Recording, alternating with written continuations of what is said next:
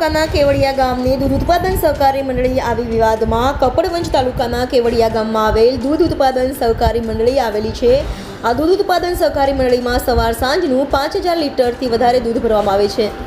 આશરે 300થી વધારે સભાસદ આ દૂધ મંડળીમાં દૂધ ભરે છે. ત્યારે ગત તારીખ 28/12/2024ના રોજ અમૂલ ડેરીની વિઝિટ આવતા જિલ્લા બહારનું દૂધ આવતું હોવાનો વિવાદ સામે આવ્યો છે. કેવડિયા ગ્રામજનોના કહેવાથી છેલ્લા 6 મહિનાથી ગાંધીનગર જિલ્લાના દહેગામના ગંગારામ પંડિત સવાર અને સાંજનું 1600 લીટર જેટલું દૂધ આ મંડળીમાં ભરતા હતા. જે દિવસે અમૂલની વિઝિટ આવી ત્યારે આ ગંગારામ પંડિતના માણસો દૂધ લઈને ના આવ્યા.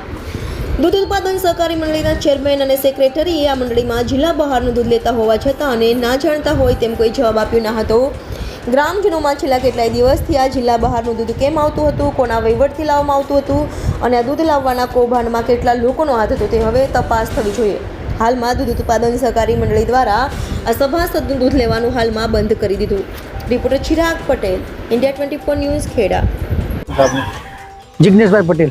જિગ્નેશભાઈ, જે રીતે દૂધ મંડળી વિવાદમાં આવી છે, શું સમગ્ર ઘટના શું બની?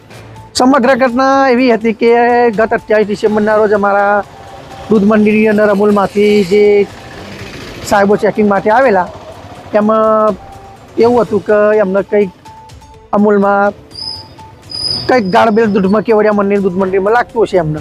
તે અમને ડાયરેક્ટ સાંજના ટાઈમે આવેલા અને એમાં જે સભાસદ બધાનું જે નાનો મોટો બધા સભાસદો સેમ્પલ લીધેલું હતું અને બધાનું ચેકિંગ થતું હતું.